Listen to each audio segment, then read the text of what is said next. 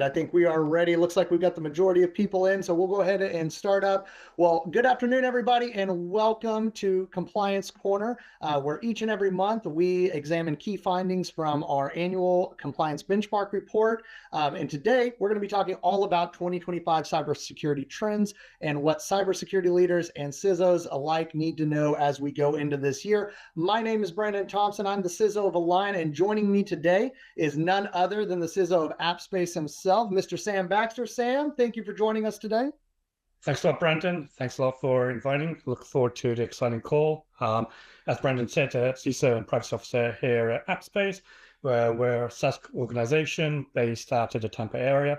And we're a work experience platform, really globally based, locations across North America and the world. And glad to be here, guys. Looking forward to the conversation. Awesome, Sam, and we're super excited to have you as well. Sam, obviously, I know who you are, and I think several people in the audience will also know who you are already. But for the few that may not, would you mind giving the audience to share a little bit of your background as well before we get started? Sure. Been a CISO and privacy guy here at Appspace for about 5 years now. So prior to that, a lot of my work background is sysadmin type work, telco engineer. Back in the Alcatel in the UK days. So a lot of telco and sysadmin background, a lot of PCI background as well. And as I said, the last couple of years, mostly SaaS here at Appspace.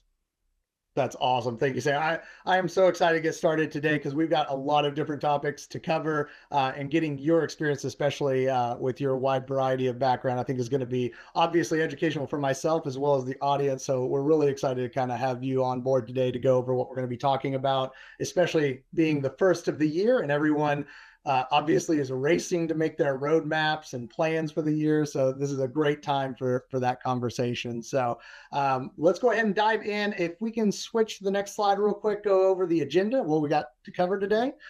So what we're going to be doing today is going over kind of three primary topics. So our first topic is going to be all about the greatest audit challenges that people are facing in their organization. So this might be all the way from budget constraints to limited staffing, which is always some sort of a constraint, usually for most companies, juggling multiple audits. We have a lot of different topics we're going to cover on that one, but that will be kind of how we kick off the session today. Then we're going to switch gears over to expanding your compliance portfolio. So we get this question a lot in. It also showed up a lot in our compliance benchmark report of, how when you might need to add additional audits to your compliance portfolio. How do you stay competitive? Lots to talk about there. Also some significant changes in the landscape for how that is evolving with different companies. And then our kind of last topic that we'll go into is the latest in AI compliance, which, Sam, I don't know about you, but this has been the 8,000-pound dragon in the majority of conversations I've been having over the last 9 to 12 months.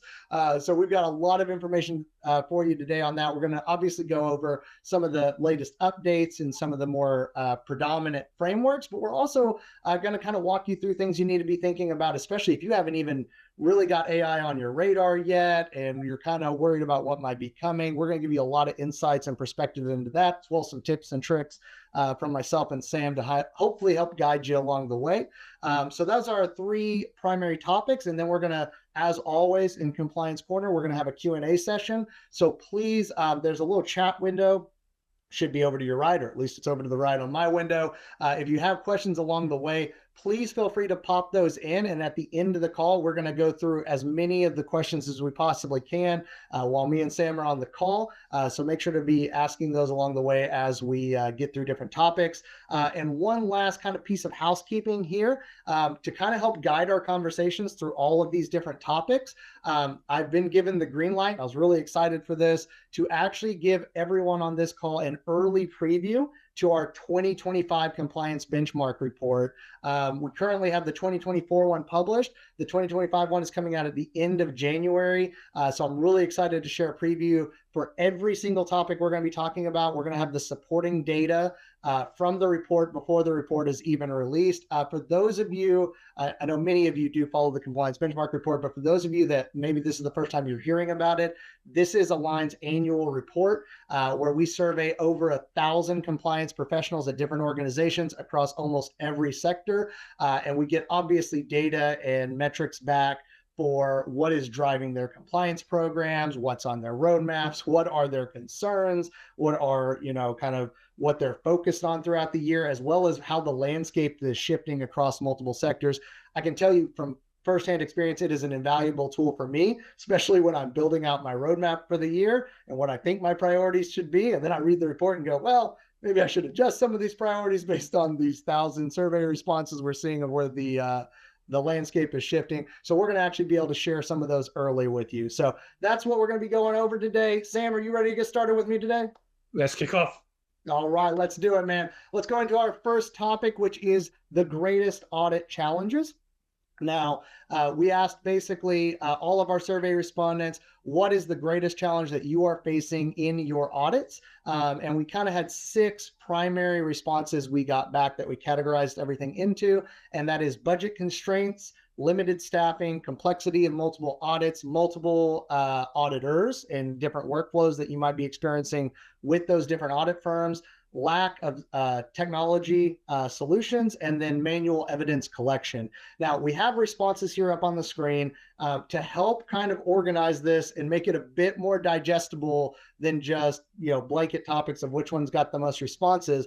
We broke down all of the 1,000 different responses we got into organizational size buckets, for lack of a better term. So as you can see in the legend at the top of the screen, we kind of have it sorted by company revenue. Now, I know in some cases, company revenue isn't always the most accurate predictor of whether a company is going to be similar to yours. It's usually sector, but from a compliance maturity model and kind of where the programs are, we find this to be the most accurate way, or at least the quickest way for people to break down data and position themselves of, where they might fall into a category. So we've got it broken down into 4 primary buckets. The light blue there is basically under $5 million. And that's going to be, kind of your startups, right? Smaller companies.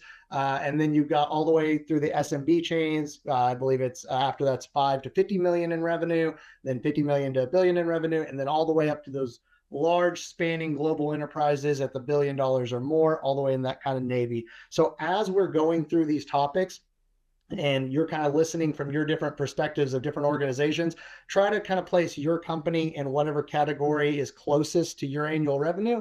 And I think that's going to give you a little bit better insights of to where maybe your peer groups or peer organizations are in their responses. So hopefully that helps break down why we have things categorized the way that we are. I'd like to get started today on kind of the lower end of the spectrum. And these are the responses we received back that were the least responses we got for what were their highest audit challenges. And that really kind of goes to lack of technical solutions, and also to a lesser extent, manual evidence collection, which is kind of the thing. I don't want to do a death by PowerPoint and go through every single metric, but I thought this one stood out for me specifically because this used to be one of the biggest challenges. I mean, when you would talk to people 5-6 years ago, not having, good supporting tech solutions and manual evidence collections, this was like the primary driver. I wouldn't say it was the top, but it was right up there at the top before.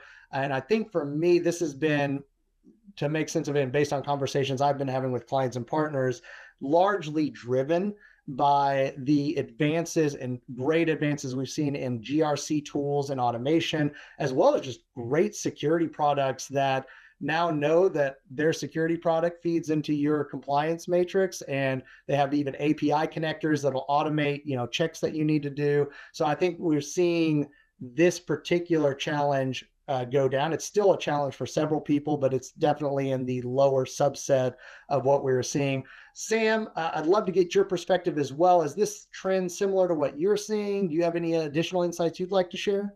Yeah, I think for us, it's just having those multiple audits, right? And those different workflows, and then trying to do that gap analysis across the board for all those multiple independent audits and auditors. I think for us, it's a combination of those audits and resource constraints. So when you kind of blend those two together, what we typically look for is a partner that can help us partner with that can make that uplift year on year really small, and that can actually help us build out that compliance framework and just make it more efficient, right? So just make the entire process end to end much more efficient. And that's why probably about 5 years ago, as you guys know, Brandon, we partnered with A-LIGN just simply because we get that consistency of those auditors. We understand what that baseline configuration looks like from a workflow standpoint. And then just because they know our business and you guys know it's actually what we do fundamentally, it just makes that uplift year on year really small for us. And it just makes the whole compliance process for our GRC team really small. I completely agree with you, Sam. And I think you hit the nail on the head, especially since we're seeing complexity of multiple audits is by far the biggest indicator of people voicing their audit challenges, especially as you get into larger organizations where they've got, potentially half dozen or more certifications they're having to maintain. Just adds the complexity and having that firm audit partner. And in fact, I think we want to talk about that here in just a little bit. But before we get off this slide, I did also want to point out, because I get this a lot, especially from smaller organizations, the one for budget constraints. And it's kind of funny, you see, it's probably our widest disparity between the smaller organizations and the larger organizations saying their greatest audit challenge is budget constraints. With the, if you're $1 billion in revenue, you're probably not is fretting the small dollars of an audit or different security tools quite as much. Not to say that it's not a challenge, but it's probably less than our startups, which basically responded back. And I got to kind of squint here to see if I think it's 27% said that this was their number one audit challenge, far and away the biggest challenge on budget constraints. I know I have to coach, smaller organizations on how to make those cases. Sam, I'd love to, and I think the audience would love to get your perspective as well. What advice would you have for, these smaller organizations, maybe even startups with just a few employees, how to make that case to their financial leadership as well as executive leadership for, budgetary audits, as well as maybe tech solutions to support those? What are your thoughts, man?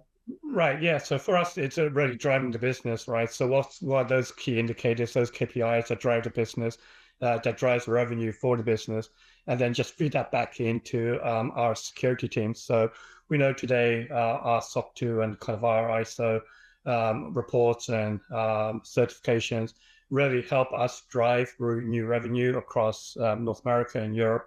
And that way we're able to provide a good tangible return on investment by investing in these tools as well as these audits to actually help both the business grow, but also the organization grow as well. So for us, that's really how we help go back to the finance team and help drive the business forward and help drive security teams compliance reports as well as our tools into 2025. Oh, Sam, I love that you brought that up, because I think that is exactly the way you position your budgetary conversations with senior leadership for why you need to pay for this audit or why, you need to have this tool that supports it. And it's exactly what you say. It drives the value of the business. And I think specifically with smaller companies, and maybe it's because it's the first time they've gone through an audit or they just don't have a lot of experience with it before, is you want to frame these conversations as not, hey, we want to do this to be secure, because at least in my experience, Sam, maybe you have a similar experience as well. You walk into the CFO's office and say, we need to do it. Why? Because we need to be secure. Get ready to have that denied. I don't even care what the request is. It's going to get denied just because you say I want to be secure. The way you want to show value, and especially return on investment, in my opinion, the ways I've seen go the furthest is lock arms with your sales leaders, your marketing leaders. Find out what their challenges is. Where are you losing deals because of trust? Where a client didn't sign a deal because you didn't have the trust evidence necessary to make the deal. And I promise you, your sales leader will be happy to share that data with you, because they don't want to be losing deals either. And then also find information of where, maybe like you're expanding markets, right? You want to go into EMEA, right? That you better be ready to do some sort of ISO type certification, or maybe some sort of new sector. You're going to be going after, fintechs or finance. Better start working on the PCI front and position your security roadmap in support of business objectives. And then when you go into those conversations and you're looking for that budget type, justification, why do we need to spend this money on these tools and these audits? Well, it's because it's going to drive the business forward. And exactly to your point, Sam, you then turn security mindset from, a cost center to value addition to the organization. And that is a dynamic shift that has so much more power than saying we just need to do it because we want to be secure, because that never gets anywhere. I don't know. Is your experience similar, Sam? Absolutely. For us, it's all about the CIA principles, right, Brandon? So for us as security leaders, we look at the CIA principles, but that really doesn't become tangible to our CFOs or any CFOs in the industry, right? So for the people who owns the keys to the purse, you really got to try and flip that script and talk about how it brings value to the business, brings value to our customers, and helps drive and grow revenue, right? So that's really the conversations that I recommend the teams on the calls and the folks have when they're actually looking to gain a buy-in for new budget requests, additional resources, additional tools, is really look at the business and how it helps drive the business forward and brings efficiency back to your teams as well. I love it, man. You're exactly right. And before, I don't want to kick a dead horse here on this particular topic because I know we got a lot more to cover. But the last tip I would give people on the budget constraint, and kind of in line with what Sam was saying here, is an actionable thing you can take away from this is do not be afraid to quantify value of your security program and tie it to sales. One of the best ways I've seen to do this is look at your procurement process. If you don't own the procurement process, then at least lock arms with the people that do and get data points like how many of your prospects were asking for an ISO certification. And then like when you're doing your renewals with existing customers, how many are asking for a SOC report upon their renewal or updated SOC reports, and then tie your security program to how many customers are requesting those data points, and then put the annual contract value of those clients requesting that security documentation and tie it to your program. And now you've got, $1 million, $2 million, $10 million plus in annual revenue that's directly tied to your security program that you're supporting based on customer request and trust value. So anyway, I could go down 1,000 rabbit holes on that particular topic, but to move on, I think, Sam, you brought up another point I definitely want to address, which is how you handle the complexity of multiple audits. I loved your insights on that. And just to be fair to the audience, I do not think consolidating audits is the only way to deal with the challenge of juggling multiple audits. It is a very complex task and there's a lot of moving parts with it. But I would say the universal suggestion that I can give, and I think Sam as well, you alluded to a little earlier, is this is probably the most universal that works with almost any company. If you are juggling 2, 3, 4, 10 audits and frameworks in your environment, one of the best bang for your buck is get those audits harmonized under a single audit firm. As you know, if you're juggling multiple audit firms one for your SOC 2, one for your ISO audit, one for your PCI, you're doing one in Q1, the other in Q3, the other in Q4, you have a lot of duplication of efforts that you are driving down to your team. And as we saw, limited staffing is one of the greatest audit challenges we saw. So duplication of effort on a limited staff is going to cause all sorts of pain you're going to be dealing with in other areas. So if you can consolidate your audits with one partner that can create, like you were saying, Sam, that kind of unified audit calendar where you kind of centralize your efforts and you don't have to re-explain to 3 different people what your business is and how it operates. And for those, frameworks that overlap, you have the ability to report, basically provide evidence once and have that satisfy multiple frameworks at once. Sam, I know this is something you mentioned you went through. I think the audience would love to hear kind of what was that process like for you? Maybe, how your team responded, with the process of consolidating audits to a single firm. Would you mind sharing that with everyone today? Sure. So initially we suffered a lot from audit fatigue, right? So multiple audits, we do about 5 or 6 a year across the board, across really the calendar. And having that audit fatigue built into the team reduced the efficiency to go off and do other things, right?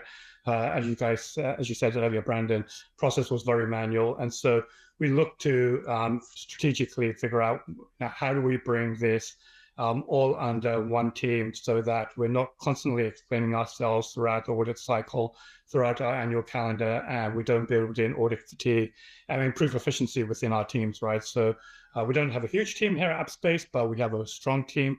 But we wanted to build efficiencies, right? So what we looked at when we started our partnership with A-LIGN, probably 4 or 5 years ago, we explained our business and started building in those SOC, those ISO standards into our framework.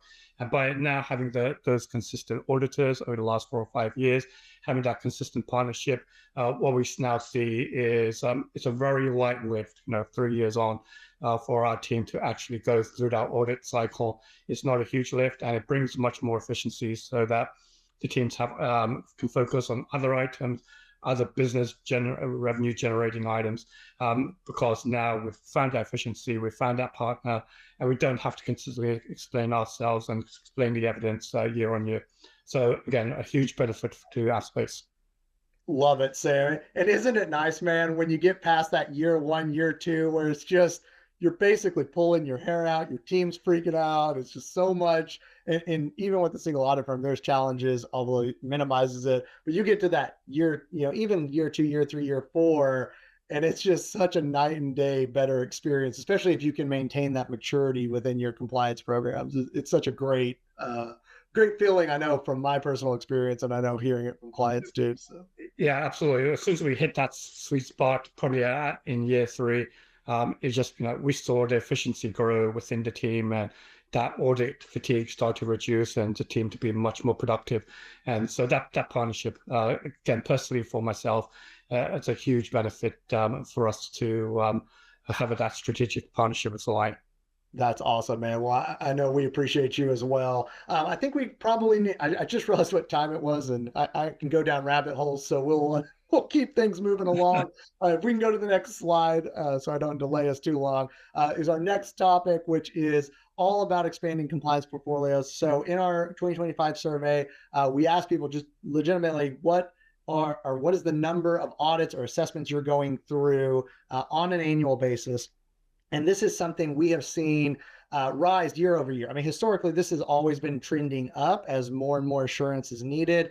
The results this year were staggering. I mean, to be perfectly honest, it was significantly more than we've seen in the past. And especially, the growth we've seen year over year with it. And basically it was this: 92% of organizations now conduct at least 2 audits or assessments. That is monstrositous compared to where we used to be just a few short years ago. And then to top it off, 58%, the majority of organizations are now at 4 or more audits or assessments per year, which is just, it's mind-boggling compared to where it used to be, where people would just have like 1 SOC 2 and that was basically enough. We also had a great quote, and to give context, when we do our compliance benchmark report, we obviously get all this great data that you're getting to see today and you get to see in the report, but we also get the opportunity to solicit feedback from the compliance professionals that's a little bit more free-flowing. And there was this fantastic quote from Erica Fry, Director of IT Security over at Boomi, that I think hit the nail on the head for this data point. And that is, having a SOC 2 report, she says, is the bare minimum in compliance now. As organizations increasingly depend on third-party providers to handle sensitive information, having a SOC 2 report is a fundamental benchmark. I couldn't agree more. I'm constantly having conversations with clients and partners and even friends in the industry that are, historically 5 years or so ago, you'd get your SOC 2, you'd have a strong security program. That's pretty much all you needed, right? I mean, maybe answer some questionnaires, but you would never really lose deals as long as you had a good, solid SOC 2 and, a strong security program where you could defend your controls and things. And that's changed. I mean, you want to play in the bigger leagues. You want to deal with, the larger enterprises and customers. And heck, it's even trickling down to the smaller and medium-sized businesses. SOC 2 is now indeed, like Erica said, the bare minimum. We are seeing where companies are now requiring, especially if you do any kind of work internationally, ISO 27001, in addition to your SOC 2. You're in the financial space, payment place, PCI. Don't even get me started on the federal stuff, FISMA, all that. That's a whole nother can of worms. But Sam, I'd love to get your perspective. Is this a shift that you're seeing as well over at Appspace or with other people you're speaking to? Yeah, so really for any startup out there and any organization starting their compliance journey, the minimal viable security standard you really have to adopt is SOC, right? If you've got a growing your EU base of customers, ISO, right? So for us, we started a SOC journey maybe about 5+ years ago. But what we found out very quickly after completing our SOC assessment was that our European customers really were looking at the ISO standard, right? So ISO 27001, ISO 27017. And so very quickly we started adopting the ISO standard across our governance framework and our governance program to actually start building maturity around our internal tools, internal people and processes to actually adopt the ISO process. And what we have now seen, probably 4 years on from being ISO compliant, we've seen those customers now just accept that maturity in our compliance program, compliance framework, to accept the ISO standard rather than the SOC assertion, right? So that's kind of what we've seen grow. So for us, we do about 5 audits plus a year across the EU and North America. So ensuring that we know what those standards are and having to just adopt those standards internally just helps build maturity and efficiency into the teams. But what we see for our customers really it's what drives us. So if a customer comes to us and they're looking for a particular framework, we'll look at that framework and we'll see what that adoption looks like across the board for all our customers before we actually adopt that framework. Completely agree. And Sam, I think you bring up a real key point, though, is don't chase every audit that you're asked for, because otherwise you will play an endless game of whack-a-mole that won't get you the value you think you're going to get. Like Sam says, evaluate what you're being asked and really think about it. Is it just one customer asking me for this? Is it going to expand my market out? That's where really you want to get some advice from your, audit firm that you're working with, maybe have a readiness, determine what the value creation is going to be for this new framework. It's funny enough, Sam, you mentioned that. I was actually speaking to a CISO friend of mine just last month, right before the holidays, and they had just completed their ISO journey as well, 27001. They previously just SOC 2 and added 27001. And they did that a little earlier in the year. And he was just saying how nice it was because he went from having an endless stream of people saying, oh, you got your SOC 2. Well, here's a 50-page questionnaire we also want you to answer on top of that. And then he would have to get drilled across the coals by some other CISO for all their controls. He goes, once I had that 27001 in place and it was really strong and we had some additional trust documentation, he goes, I deal with maybe 10% of those situations, which has just opened up my calendar. I was like, well, that's the best present we can give you right there. So yeah, absolutely. Again, same thing for us, Brandon. Several years ago, was just answering all those questionnaires, right? Those risk assessments, third-party risk assessments, customer calls. But as soon as we hit that maturity, probably year 3, we saw a significant dip, right? So our customers do trust those independent third-party certifications attestations. Absolutely. Those are great points. And speaking of, I think that really segues us into our final topic for today, which is, if we can get the next slide real quick, perfect, is all about updates and AI compliance. So speaking of things you need to have on your radar, that is AI compliance, regulations, certifications. If there is one topic that I can say dominated the conversations and client and partner and investor meetings that we've had over the last year, it's AI. For those of you that may, and I know it's getting smaller and smaller, but those that are kind of pushing back on AI, I challenge you to really reconsider your position. AI is not going anywhere. This is not a fad. There is far too many investment dollars being poured into AI across the board, across every sector.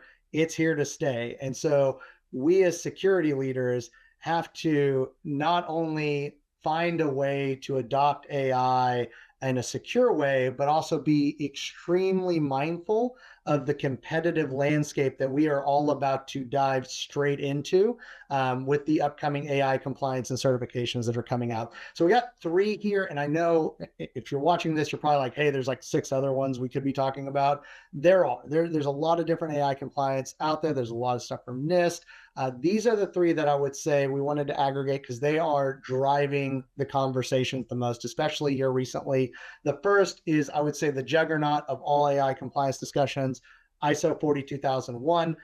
We are constantly getting questions about 42001. Is it right for your organization? And I think justifiably so. For those of you that maybe haven't heard about this yet, 42001 was really first to market for a global AI management standard that would work across the world. And I think they did a legitimate good job of building a risk management criteria and kind of a way of thinking about how AI is structured in your business, how you use it, where it fits in your organization, and how it ultimately aligns with business goals. And I think one of the other things about 42001, and by the way, we have tons of resources on 42001. We have entire webinars, deep dives on it. Encourage you to go look at all of those.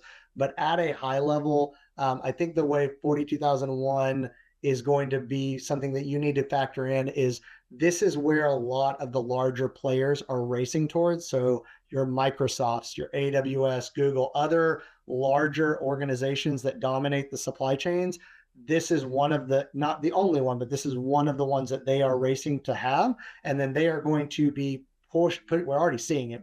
They're pushing it down on their supply chains. And then of course their supply chains will push it down. If you're not already getting requests for 42001 information, where it is on your roadmap, I promise you it is likely it is going to be on your desk at some point in the near future. Make sure you understand what this one is. Lots of more information on it. Flipping gears over to the High Trust AI Security Assessment. This is honestly, this one is probably the newest, or well, I say the newest I have heard of. It was been talked about for a long time, but actually finally got published in December. The unique thing about the High Trust AI Security Assessment, and I think a lot of value can be derived from this one, is for existing organizations that are already High Trust certified or potentially work in the healthcare space. The cool thing about the High Trust AI Security Assessment is it builds on the existing certification of High Trust. So for example, if you already have an E1, an I1, an R2 High Trust certification, and especially if you work, you provide services, with that have AI functionality to like hospitals, healthcare organizations, you're somewhere healthcare adjacent. I think it makes a lot of sense, especially if you have clients that are already asking you to be High Trust certified. Odds are they're going to be asking about your AI security soon. And this is probably something that's going to be an easier uplift on your team. If you're already familiar with how High Trust operates, there's a lot of overlap and a lot of the same controls you can leverage going to the High Trust AI Security Assessment. So if you're kind of thinking about 42001, but you already have High Trust, this might be something you want to evaluate, especially if, like I said, you're in the healthcare space. And then our third one, and this one, especially since there's been more definitions around penalties and enforcement, and it's still, a lot of it's up in the air right now. We have whole articles on the EU AI Act. This one is certainly something that's been driving conversations, is the first regulation for safe and ethical AI usage in the EU. There's a lot of different categories to it. Sam, I would love, because I know you and your team have had to tackle this one hands-on. I think the audience would love to get your experience and kind of what you've been working with on the EU AI Act on your side. Yeah, absolutely, Brandon. So great question. So everybody knows AI is not going away, like Brandon said. So now it's adoption, right? So what's the risk of adopting AI? How do we adopt AI? How do we mitigate the risk around AI? And how do we actually go off and look at tools and investigate tools to ensure they're doing the right thing, right? So when we look at the EU AI Act, we're really looking at 3 major things, right? Human dignity, trust, and then the data rights of the individual. So for us, our AI framework and governance program started about 6 months ago. And what we really built out was a steering committee within Appspace to drive the adoption of tools, the growth of our AI product natively within the Appspace platform. So if you ever go out and look at the Appspace Work Experience platform, We've got translation services, generative AI services, all native that we've built out ourselves within our platform. But as we build that out, we also had to look at what does the EU AI Act look like for generative AI, and what does that look like for large language models? So a lot of testing, a lot of security testing, penetration testing internally, looking at making sure we didn't breach those 3 layers of the EU AI Act around trust, dignity, and data rights of the individual. And then really, as we look at the EU AI Act, we actually looked at where we fall within those categories, right, Brandon?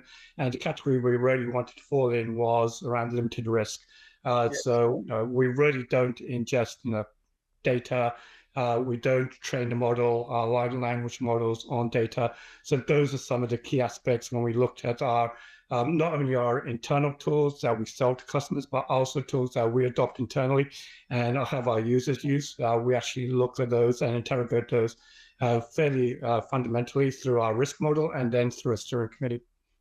Love it, man. I think that's a great insight. If you don't mind, if I just ask a follow-up question, because I hear a lot of people struggle with that steering committee for AI. I know I get questions all the time from clients and partners about that.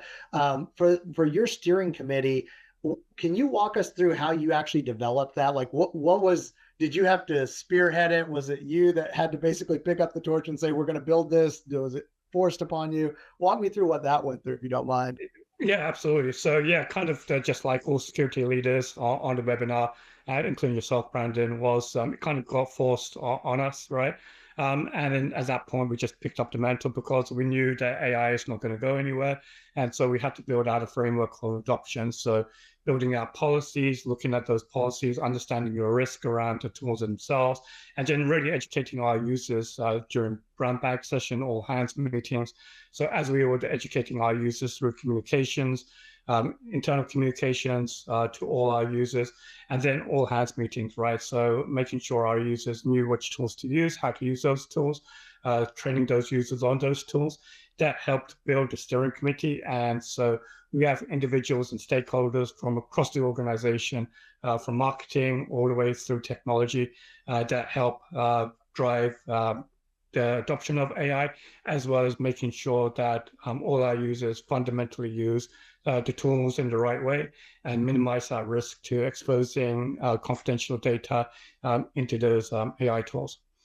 So yeah, it's been a great journey for the last 6 or 7 months, and we continue to adopt and look at the new standards as they come out in 25. Yeah, and to your point, Sam, I think having that steering committee is essential because in every organization, ours included, and basically every client I'm talking to, is that's the #1 focus for people's roadmaps, especially 2025. Every department has some sort of AI initiative. So having that steering committee that can kind of help guide people in their sometimes very aggressive AI plans that they have that may not be factoring in security and compliance and regulatory impacts. I think having that established AI steering committee that has representation from multiple different stakeholders in the company will keep the control of it just spiraling out into who knows what people are doing with AI that you find out about, unfortunately, after the fact. So yeah, for us, it's key that we had stakeholders from across the organization, right? So it's not just the security team and the privacy team telling our users that they have to use AI tools in a sensible and secure manner. It's numerous leaders and numerous stakeholders across the organization helping us support and drive the adoption of AI. So for us itself, and probably some of the folks on the webinar as well, it's building that steering committee was key for us. Yeah, agreed. And the last thing I'll mention on the steering committee that is helpful and something that I think for security leaders, especially if you haven't tackled AI yet, this is something that's still, and we have more to talk about this here in just a second, but having that steering committee, I would say your objective that you want to accomplish with that is you don't want to be the gatekeepers per se of we're going to say yes or no to every AI initiative for the business, because I think you're going to wind up having some very painful executive pushback on that, because AI is going to move every company forward for better or for worse in some cases, but you want to make sure that you are in front of and working in parallel with AI initiatives so that whatever you are designing, whatever you are building or adopting is done so that doesn't violate any of your compliance or regulatory factors. So you're kind of working in tandem with your stakeholders instead of saying yes or no, you can do that, because otherwise you're just going to get pushed back from the investor side that is probably not going to be pretty. So that'd be my last thought on that. And we have another great data point on AI. Can we switch the slide over real quick? Thank you. All right, so this was something that was from our, again, preview from our compliance benchmark report that was quite shocking as well, probably almost as much as the amount of audits companies are going through here lately. And that is, we asked, does your organization plan to pursue an AI compliance assessment? And we kind of have it broke down these different little small buckets. So 10% had no plans, not sure, which is significantly smaller than what it used to be. 3% said yes when customers start asking for it. 12% said yes when it's mandated. And then a whopping 53% of organizations said that they have AI compliance assessment on the roadmap within the next 12 months. And then to top that off, 23% additional organizations said it's on the roadmap within the next 24 months. So, ladies and gentlemen, that is 76% of organizations have AI on the roadmap to occur, some sort of compliance or certification within the next 12 to 24 months. That is the overwhelming majority of companies out there. And I think the reason why this is so important, and you do not want to sleep on this, is AI is obviously being used as a competitive advantage, right? If you are building a service, a widget, a trinket, a platform, whatever it happens to be, your teams are likely building some sort of AI, hopefully in something to make the service better, or worst case, it's some sort of gimmick. But either way, AI is going into it,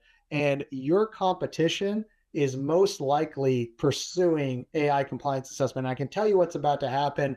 We're probably going to start seeing it in 2025. We are definitely going to see it in 2026, is as all of these companies race towards the AI version of whatever they provide, or additions of AI into their work streams, the supply chains are going to start saying, hey, if we're going to use your tool and it has AI, I want some sort of assurance, just like I want assurance on your information security with a SOC 2 or an ISO 27001. What is my assurance that your AI tool is using my data in an ethical, compliant, privacy-centered way? And I want more than just trust documentation. I want external representation.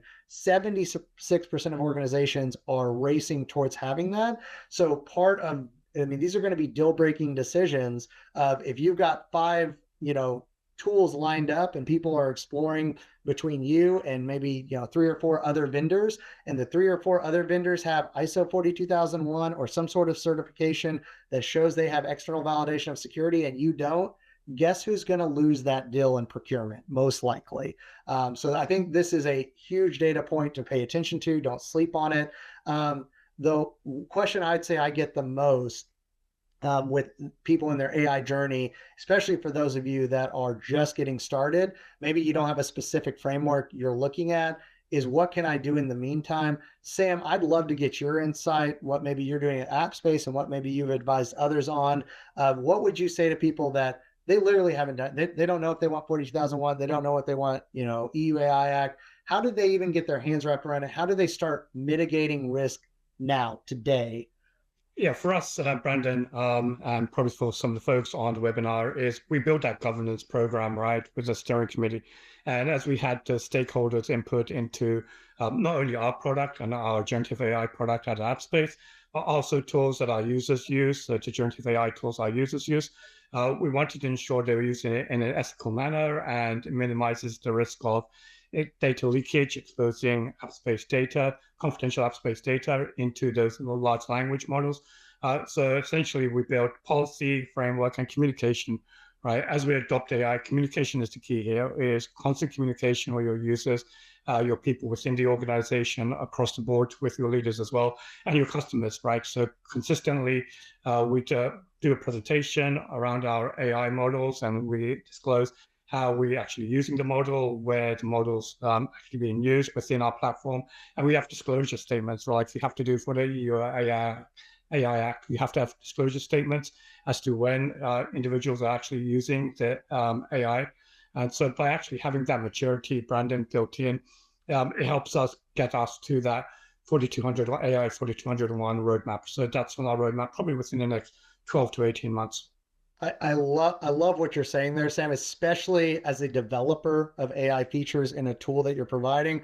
You couldn't be more spot on. Getting those conversations, constant communication with those feature sets. I think the only other thing I would add, especially for those that are very, very infant in their journey of AI compliance, is also don't forget the user side of it, right? Like you mentioned, just people using generative AI tools internally. Keep in mind that by default, even if you're not going for a framework, there is significant security and privacy concerns for people using AI chatbots, even ChatGPT or Gemini or any of these different ones, because by default, especially if they're logging in with their personal accounts to these tools, by default, it takes whatever inputs and outputs are there and it goes and trains external models, which if you're putting client data or data that you have, let's say DPAs or privacy agreements to protect that data, and then you have your users plugging that data into some sort of AI tool with a personal account, you could be potentially violating your privacy agreements just by having them use these free tools. So getting your arms wrapped around, hey, what tool are we going to sanction as a company? Maybe it's multiple tools, but maybe we need to buy some licenses to ensure that those tools isolate our data, encrypt our data, and don't share it with external models so that we're still, keeping our customers' data in our own internal intellectual property safe and secure, and it's not going out into who knows what third-party training algorithm. But do you feel similar, Sam, on that front? Absolutely. So, for us, it's really looking at making sure those large language models is not training on our data, looking at those prompts, making sure those models are not throwing back hallucinations based on our users' prompts, and then the data that we ingest, right? So what our users have been trained and starting to get trained as we communicate and as we set policy, driven by that steering committee on what data should and shouldn't be pushed into these large language models. Again, Gemini, Copilot, ChatGPT, and how to use it responsibly, right? So meaning have some governance around it. So the model is licensed at the company side, and then we allow our users to use the company license rather than them going off and creating their own account and trying to put our data in their own accounts. And like Brandon said, we have no control over that, and then it starts to train those models, and that data now starts to become available outside of our control data set. I couldn't agree more, Sam. And again, everyone, I would just coach you from when you're setting up these initial conversations, these initial safeguards, even if they're not tied to an AI compliance framework. If, for example, if you're trying to, get control over AI chatbot usage, don't approach it as we're going to be the ones who make the decision. Have that, like Sam said, have that open dialogue with your stakeholders and say, hey, we have to make sure to settle as a company on a sanctioned product or multiple sanctioned products. Find out what those tools that are being used, get those top level buy-ins, especially from executive leadership and key business leaders, to say, yes, we're good with using, Copilot or the paid version of ChatGPT or whatever that happens to be, and then get those corporate licenses and then block the ones that aren't authorized. And your first thing that's going to happen, by the way, just because heads up, this will happen. As soon as you block non-sanctioned AI tools, people are going to go, oh my gosh, my favorite AI tool isn't available. Don't say no, you can't use it. Say, give me a business justification for why the current sanction tool can't be used, and then we will happily approve a paid version that protects our clients' data, and always be open to expanding to different AI tools. Don't be the person that's always saying no, be the person that partners with how to work together to do this in a secure manner in our new, for better or for worse, AI world we're living in. Awesome. All right. I have just got the red light. We've got about 10 minutes left. And if I keep going down rabbit holes, we're going to run out of time for Q&A. If we can switch to the next slide real quick. I would be remiss if I didn't just give everybody a quick reminder. Please, please, please be on the lookout for our 2025 edition of our Compliance Benchmark Report. If you like some of the data we covered today, we just scratched the surface. The report has so many more data sets, insights into the different sectors, companies, what companies are doing. It'll be coming out soon. January 28th is our scheduled release date. If you are on this webinar, I got confirmation today that you will be receiving an email when that report is out. If you're watching this later, like on YouTube or something else, please take a look at our LinkedIn or goes directly to our website. You can download the report. Tons of great information coming out soon for that. And with that said, let's move to Q&A while we still have some time on the call. Let me switch over and I will see what we've got. Oh, Sam, first question's for you, man. They said, Sam, you mentioned you maintain 5 compliance frameworks. Which ones are they, and what is the size of your GRC team? Right. So those 5 are SOC 2, Type 2, ISO 27001, ISO 27017. We're also a Microsoft Gold partner. And then on the regulation side, or regulatory side, we do the data privacy framework, DORA, which will go into effect, I think, in the next couple of days, and then NIS too. So that's essentially what our regulation looks like on the security and then privacy side.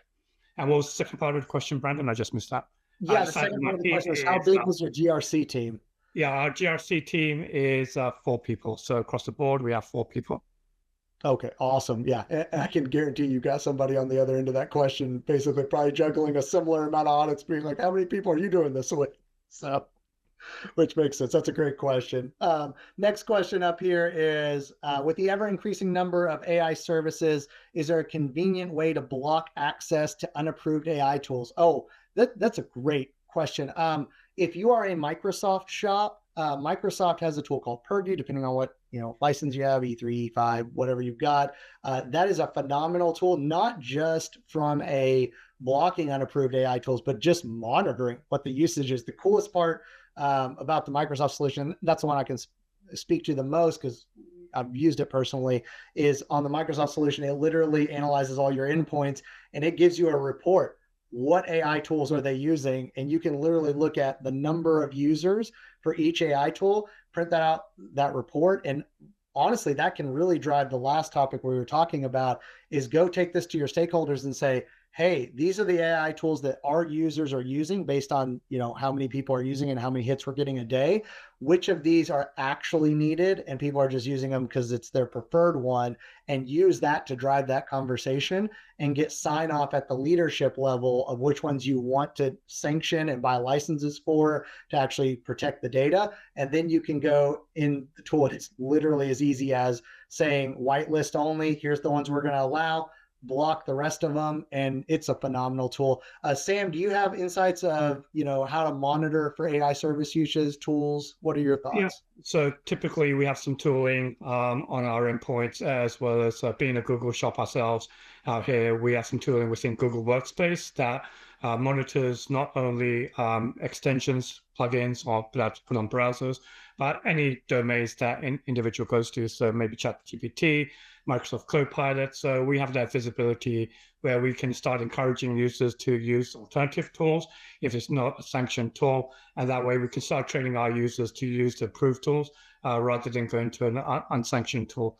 And for ourselves as well, so we also have an internal DLP where we actually monitor the type of content that's being uploaded to any third-party resource. So having those DLP rules in place, we ensure that no social security information is uploaded into that, no financial data, PII data. So by having some of those tool sets internally, we're able to safely safeguard our data and manage our AI adoption. Yeah. Oh, Sam, I love that you bring up the DLP part of it, because you're absolutely right. Obviously, get your hands around what tools are sanctioned, blocked, allowed. But to Sam's point, also what data is going in there, because even though you have a sanctioned AI tool, maybe there's certain data you don't want going into the AI tool that's a little bit more sensitive, especially if you've got sensitivity labels throughout your organization. I would say that's like phase 2. Phase 1 is just getting your hands wrapped around what you're using, what your users are using, but certainly mature into that DLP so you can see what kind of data is being fed into the AI tools. I think that's an excellent point, Sam. Thanks for making that, man. Yeah, absolutely, Brendan. Just really classifying your data, right? So what data is sensitive, what data is confidential, what data you're going to allow your users to ingest into those AI tools. So once you have that data classification buttoned up, it'll be much more easier for your users to know what information they can and cannot put into these generative AI tools. Yeah, fantastic point, man. And I think we might have enough time to get through 1 or 2 more questions. Next one we've got up is, besides AI specific assessments, what other frameworks can bolster AI security efforts? From my perspective, and Sam, I'll shift to you in just a minute. My number 1 recommendation is one, even if you don't use an AI specific assessment, I think the 3 key items to pay attention to with getting some sort of control around your AI usage so it's not the Wild West in your organization is inventory what AI systems you're allowing in your company. Doesn't matter what they are, at least get the inventory in place and what they do. The 2-1 is to perform even very basic AI impact assessments of what the tool does, why it's needed for the business. And then the third, and I think this is probably the most important, is once you have that inventory in place, is to do at least a basic triage of, does it encrypt the data? So does it secure it in some way that's being input and output from the AI tool? And does it isolate the data? Right? There's some ownership items you might want to think about as well, data ownership, but does it isolate? So is the data put into my AI tool going to go out and train an external model? That is the biggest concern I would have with almost any AI tool, is what happens to the data once I put it in there. For as far as specific frameworks without an assessment, I would still recommend people to go grab 42001, even if you're not going for an assessment, because ultimately, if that's where I think the industries are mostly moving towards. So if you base your security around 42001, even if you don't get certified, at least it's going to be an easier segue for you to later get certification if your company starts getting pressure for it. So that's my initial thoughts. Sam, what are your thoughts on this? Yeah, absolutely. So if you're not going for the 42001 AI assessment, look at the NIST AI RMF, right? So like Brandon said, inventory your applications, know which apps actually fundamentally use AI, know how they're using AI. So is it training on your data? Can you actually see that data that's been ingested by the LMM? And if it's been ingested by the LMM, what type of data are you ingesting into that platform? Isolation of that tenant. So if you're using any third-party AI tools, is your data isolated from other data? And if it's isolated, how does the vendor isolate that data? And then further on from that is also looking at hallucinations, so output validation. So looking at output validation, are you validating the prompts that you receive back from these large language models, and how accurate are they? And are your users actually using that data? Are you cutting or pasting it into maybe a marketing document, or are they just doing a quick Q&A to make sure those output validations make sense to the organizations, and those output validations are accurate? So that's essentially how we're helping our users adopt and learn the AI trends and how to use the tools safely. That's fantastic point. And Sam, I think you bring up another excellent point that would require an entire other conversation, is kind of the ethical usage of AI. And are you getting the value out of AI for what its business purpose is? And we could spend probably another hour on just that, Sam. But unfortunately, everybody, we are out of time. I know we didn't get to all the questions. Just to wrap up, if you asked a question in the chat and we did not have time, myself or Sam didn't have time to cover it, I can promise you we're going to go through every single question. We will get you an answer to your question probably within either this week or the next week. But other than that, Sam, it was a pleasure having you on. Thank you so much for joining us. And everyone else, thank you for joining us as well, and have a wonderful rest of your day, and we'll see you next time. Thanks a lot, Brandon. Appreciate it, guys.